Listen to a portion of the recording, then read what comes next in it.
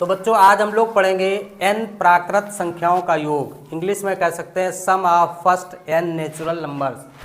प्राकृत संख्याएं यानी natural number आप लोग पढ़ चुके हैं। नेचुरल नंबर्स क्या होते हैं, कौन कौन होते हैं? 1 2 3 4 5। कहाँ तक चले जाएंगे?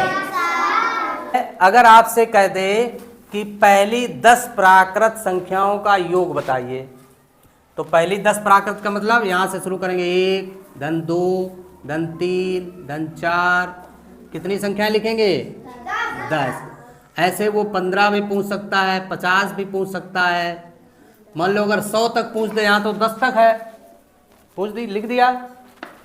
अब आप क्या करोगे? इसको जोड़ना शुरू करोगे। 2 1 3 3 3 6 6 4 10 10 5 15 15 6 21 21 7 28 28 और 8 36 और 9 45 10।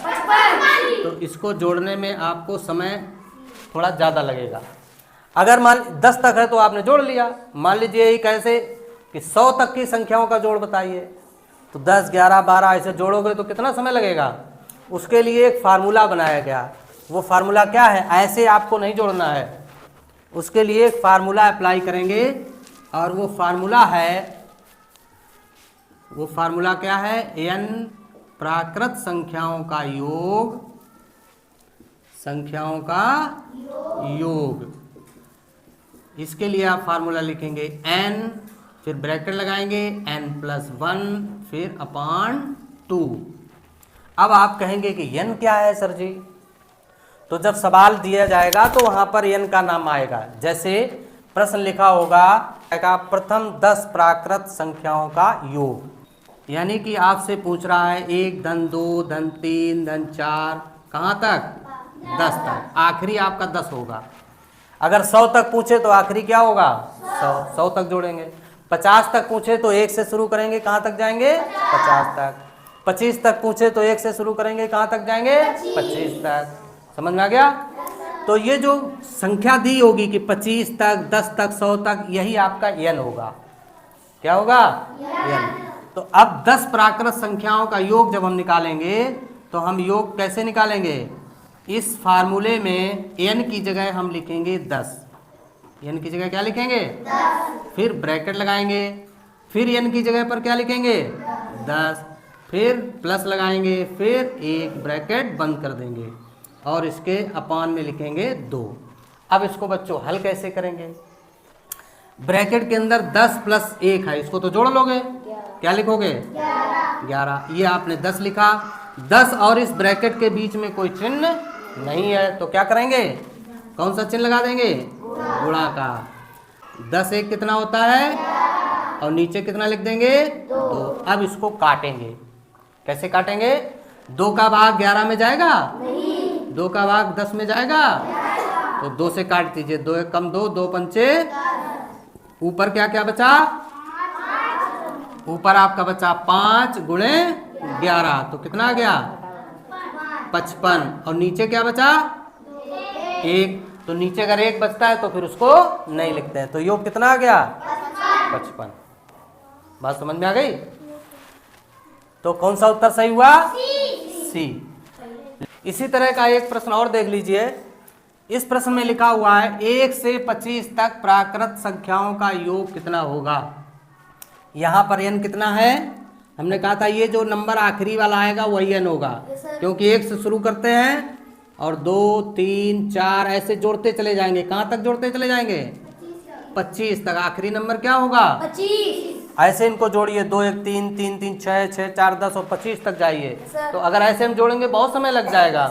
तो हमें क्या करना होगा? जो हमने सूत्र बताया था, फार्मूला बताया था, उसके अनुसार लगाना होगा। तो इसमें n कितना होगा? 25।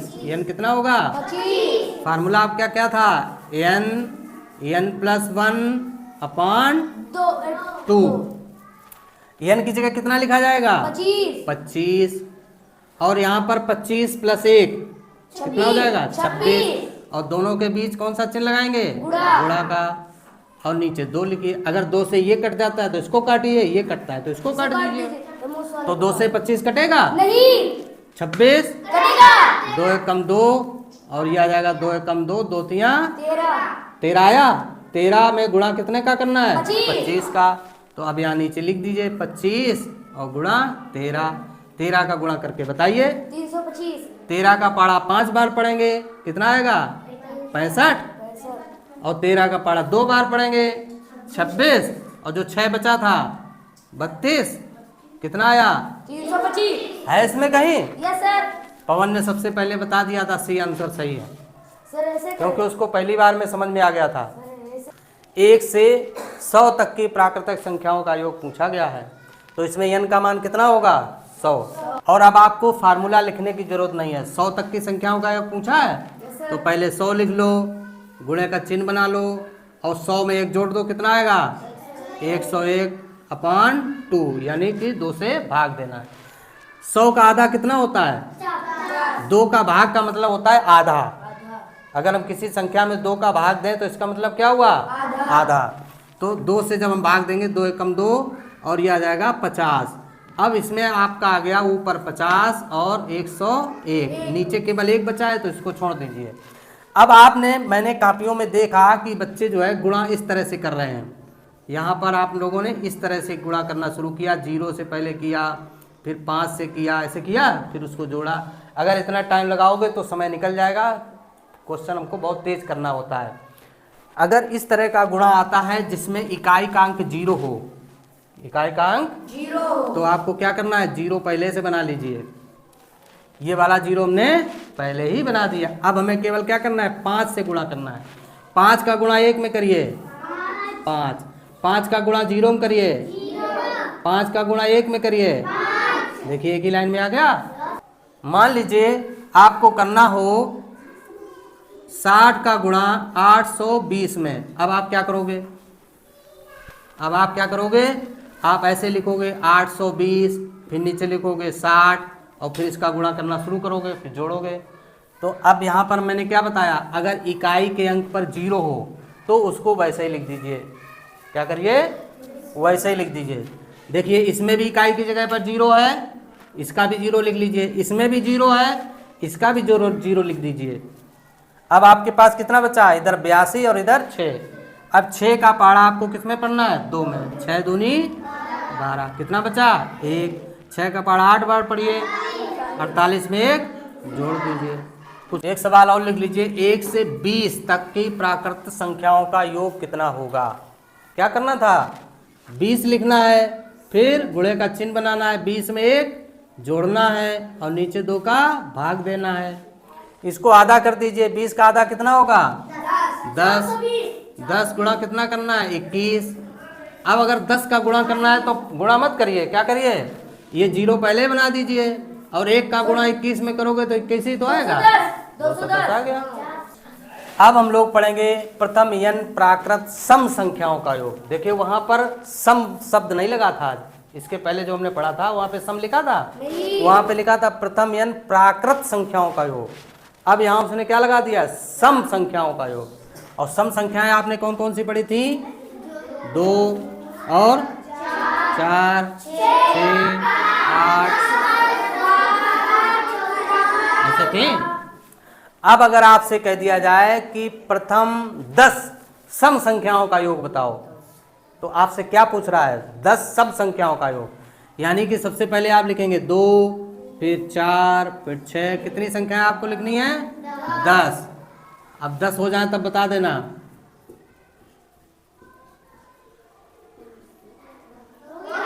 हो गई? इनको आपको जोड़ना है। ये जो आपका लिखा हुआ है इसका मतलब ये है कि पहली 20 प्राकृतिक संख्याओं सम संख्याओं का योग अगर निकालना हुआ है तो इसका मतलब हमें 2 से शुरू करना है, सम संख्याएं लिखते जाना है और 20 तक जाना है, इनको जोड़ना है। अगर आप ऐसे जोड़ेंगे तो आपको कैसे जोड़ना पड़ेगा? 2, 4, 6, 6, 6, 12, 12, 8, 20, 20, 10, 30, 30 और 12, 42, ऐसे जोड़ोगे 20 तक तो बहुत टाइम लग जाएगा। इसके लिए भी एक सूत्र फार्मूला बना हुआ है। तो इसके लिए फार्मूला क्या बना हुआ है? सम संख्याओं का योग अगर लिखना हो तो इसका आपका फार्मूला क्या है? ये बोल कौन रहा है? सम संख्याओं के योग के लिए फार्मूला है n n+1। इसमें 2 का भाग नहीं देना है, इसमें 2 का भाग नहीं देना है। समझ में आ गया कि नहीं? जैसे यही एक प्रश्न देख लीजिए, प्रथम 20 प्राकृत सम संख्याओं का योग। प्रथम, अगर आपका प्रश्न आ जाए प्रथम 20 प्राकृत सम संख्याओं का योग, प्राकृत भी लिखा होगा और सम संख्या भी लिखा होगा, का योग कैसे निकालोगे? तो यहां पर आपको क्या करना है, n कितना आया है 20, n कितना है 20, यहां पर n 20 है। अब इस फार्मूले में लगाना है, 2 का भाग नहीं देना जैसे भी आप कर रहे थे। तो योग आपको कैसे निकालना है?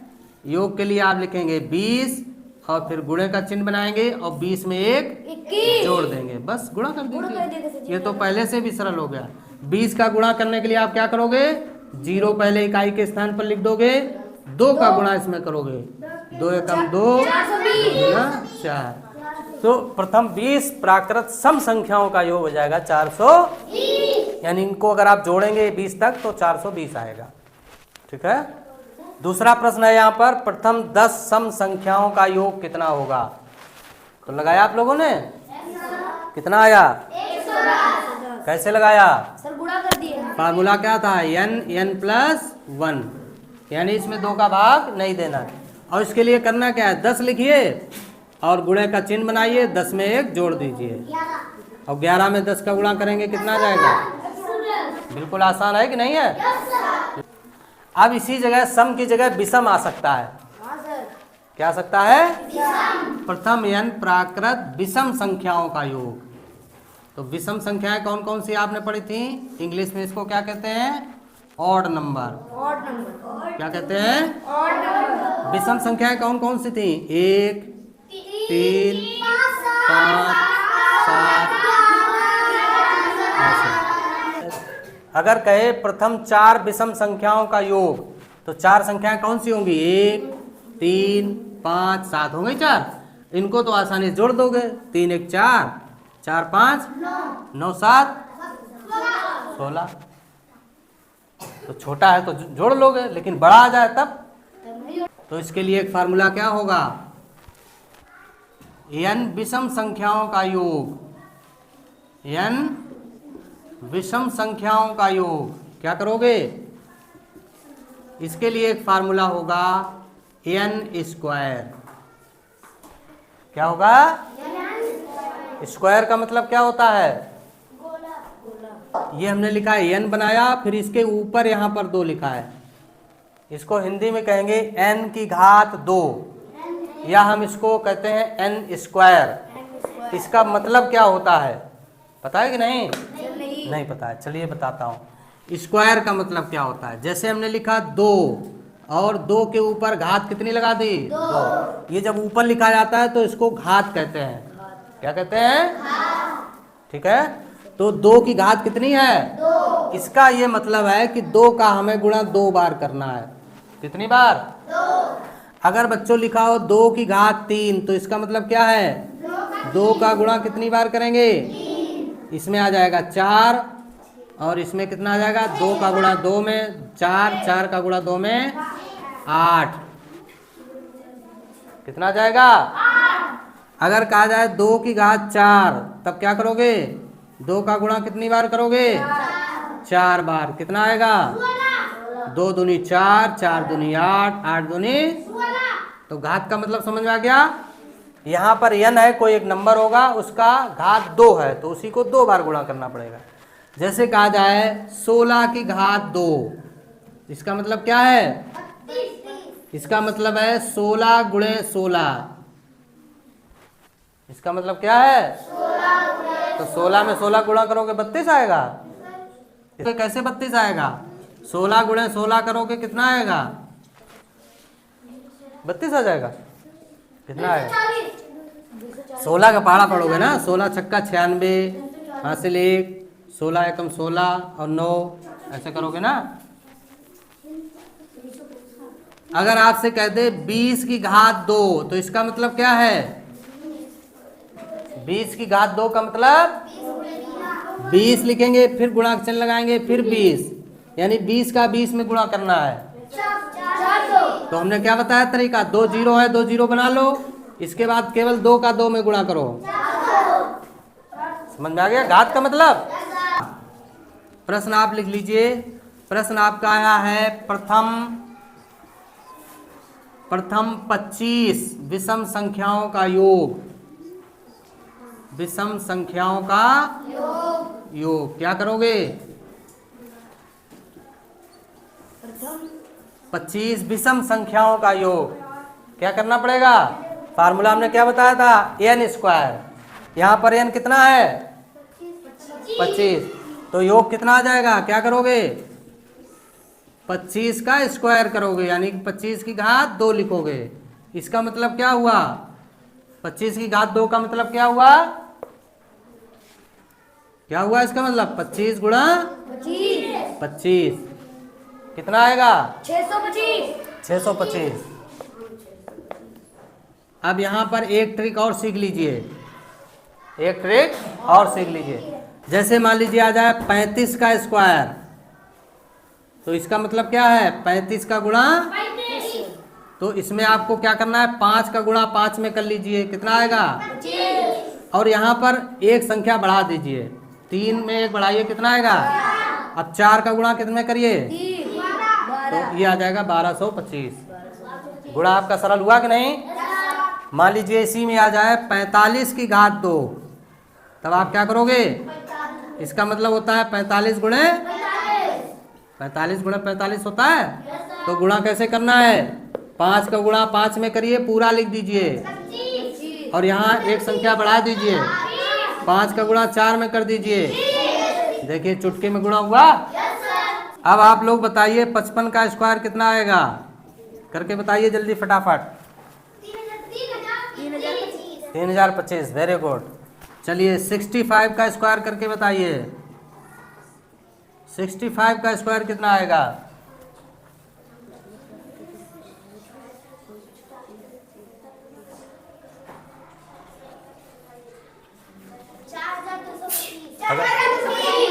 अगर इतना टाइम लग रहा है तो गलत है, बहुत सेकंड में आना चाहिए।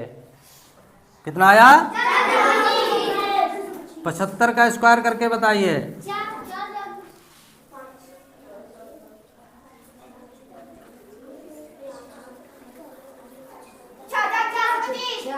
कितना आया?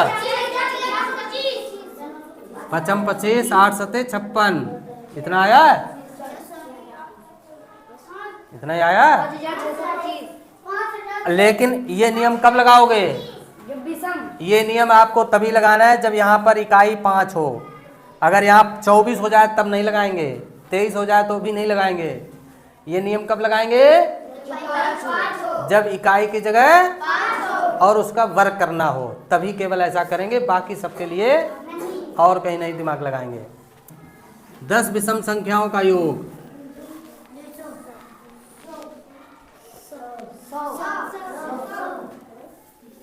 योग के लिए क्या करना पड़ेगा? ये जो संख्या है इसकी घात 2 लगानी पड़ेगी। यानी स्क्वायर होता है, यानी उसी संख्या का उसी संख्या में गुणा करना रहेगा। तो 10 का गुणा 10 में करोगे, कितना आएगा? उसी संख्या का उसी संख्या में गुणा करना है। चलिए 50 का करिए। प्रथम 50 विषम संख्याओं का योग।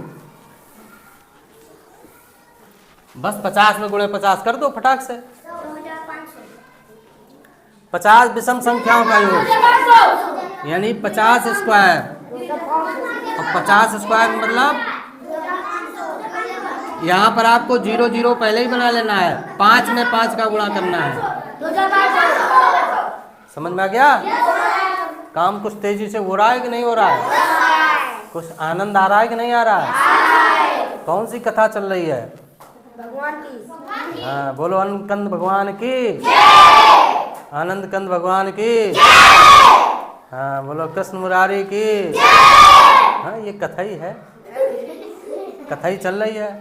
अब किसके दिमाग में कथा चढ़ रही है, किसके दिमाग में नहीं चढ़ रही है, कौन प्रसाद पाएगा कौन नहीं पाएगा,